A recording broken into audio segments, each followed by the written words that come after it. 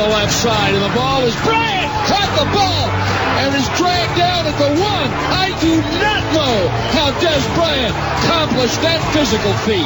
After review, it has been determined that the receiver did not maintain possession of the football during the process of the pass. The ball comes loose, hits the ground. Therefore, the ruling is an incomplete forward pass. Buffett reminds us that was a catch. Since Dez Bryant's infamous catch in the playoff loss to Green Bay over January was overturned, what is or isn't a catch has been difficult to define. Well, Roger Goodell said last week that the NFL is putting together a committee that would look into improving the catch rule, and Dez said he wants to be a part of it, telling USA Today they need to call me so I can have my input. Darren Woodson still hanging with us. Darren, what changes would you make to this NFL catch rule? I think it's pretty easy to define a catch. It's, possession of the football with 2 feet on the ground. And if it's not 2 feet, 2 knees, whatever, on the ground. That's to me, that's always been a catch. I think the one thing that we have to look at is when we get closer to the goal line, the standard changes. Mm-hmm. Because a receiver can catch a ball and reach it over the goal line and it's a touchdown. Doesn't matter if he has a foot, 2 feet down, whatever it is, he breaks the plane. Yeah. Shouldn't the standards be even higher near the goal line? Mm-hmm. I mean, I just think that when you possess the football with 2 feet on the ground, if you get hit, the ball comes out, it's a fumble. Okay. But the possession is controlling the football, 2 feet on the ground. It's that simple. And you're speaking from the perspective of a defensive back, a safety who did not want it to be a catch. Exactly. Right? But you're good with that. I'm good with it. Your thoughts? Well, listen, I think that somebody like Dez Bryant should be in that room in this respect.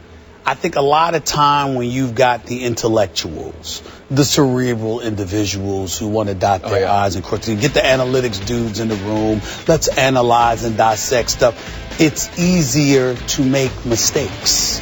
It's easier to make decisions that don't necessarily vibe with common sense and reality, because you ain't the one on the field putting your body on the line. I think that when you have somebody of Dez Bryant's emotion, of his intensity. I understand that you may not want him in a suit and tie sitting in the boardroom with y'all having a discussion because you might not believe he's qualified to do that. But he is an elite receiver in the game of football who is subject to the rules and regulations governing this sport.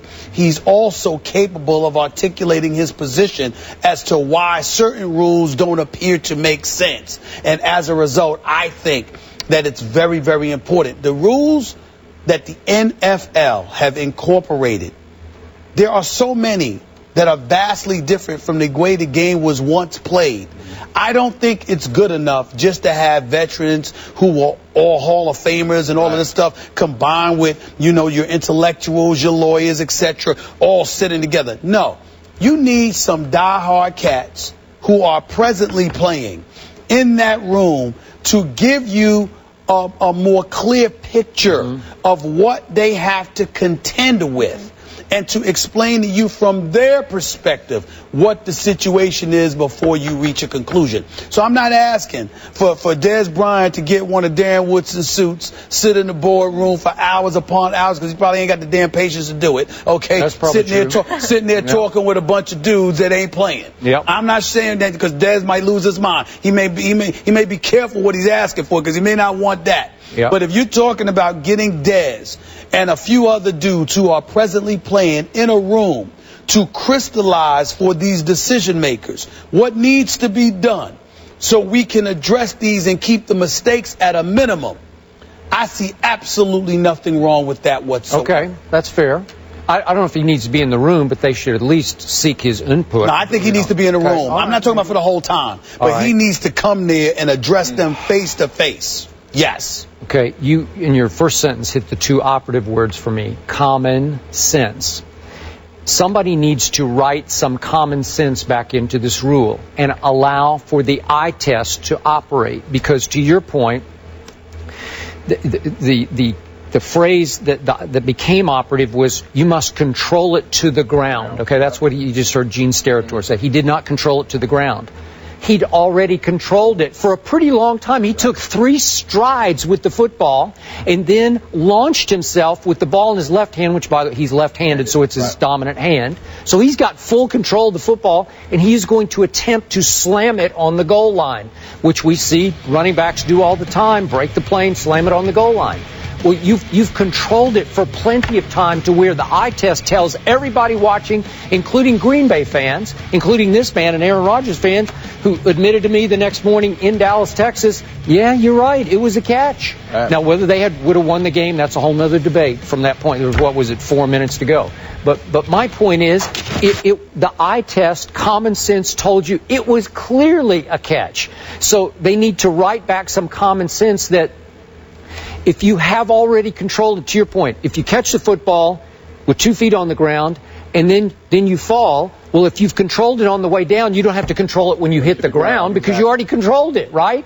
But there are times, obviously, when we see receivers and they're going out of bounds or whatever, they just don't quite ever get a hold of the football. Then they hit the ground and lose it. Right. Well, then it's clearly not a catch. Right. Isn't it pretty clear cut? Those people who have those stripes on, they're not fools. You know, they can see it was a catch. And right? even as a defensive player, you sit there and you watch a catch sometimes. A guy will catch a ball and he has to make a football move. He'll get hit, the ball will come out, and they'll say, well, an incomplete pass. Yeah. Well, I don't think it has to be a football move. He caught the ball, 2 feet are on the ground, and he gets hit, the ball comes out. That's a fumble. Okay, there you go. Because he clearly possessed the football with both feet on the ground. And look, I know this game gets bigger, faster, stronger by the week, and it gets harder to officiate because it's happening so fast. But we do have replay, and then I'm going to blame it on those people in New York who they know what's going on here. They know what's up. They can overrule these people on the field and say, no, come on, he controlled the football. Well, that's what I find most amazing. I've seen instances, as I'm sure both of you have, all three of us have, where you get the replay wrong. Yeah. I mean, you look at the replay from the booth, you can slow it down, you can look at various angles, and you still get it wrong. Now, that doesn't make sense to me. I don't understand. To me, that's when that's where the NFL needs to be called to the carpet. How do you get that wrong? Guys on the field, it's totally forgivable to me. Yep. You're going to miss something. It's human error. It's a par for the course. But if you're trying to eliminate the potential of human error from the game and you've got people in the booth, then those mistakes are not supposed to happen. Now, me personally, I didn't have a problem with it because it led to the Dallas Cowboys losing. It made my day. It made my day. I was right in our hotel room in Dallas right before the national championship game, and just the thought of you were in Dallas. Yeah, we were in Dallas. Yeah, we were there. We were there. That's right. And just the thought of the misery that Skip was going to come to work with the next morning. I went out and time I used a particular day I bought some popcorn because it was just beautiful. You walked the street in Dallas. Absolutely. I walked the street. I went out and got with a fake nose and sunglasses on. That's what you did. I'm just saying. You put your fake nose on and sunglasses to walk the field. Yes, you did. Oh, not at all. First of all, I don't know if I can hide this nose, but the point is that it's just a beautiful, beautiful thing. Y'all don't understand how beautiful it is. Last quick point. Misery. You don't understand. You realize Dez now owes Green Bay at Green Bay. Sure. So there we go. It's on. He's got an opportunity this weekend. Matt Castle's throwing it up there. Just knowing you're miserable is good enough for me. Appreciate you being with us. Fun, as always. Coming up next, LeBron, the 88 Club agreed to a lifetime deal with Nike. The guys will react to that after the break. I think LeBron's going to be able to feed his family for a while and then some. Take your problems, leave them behind. You got your trouble.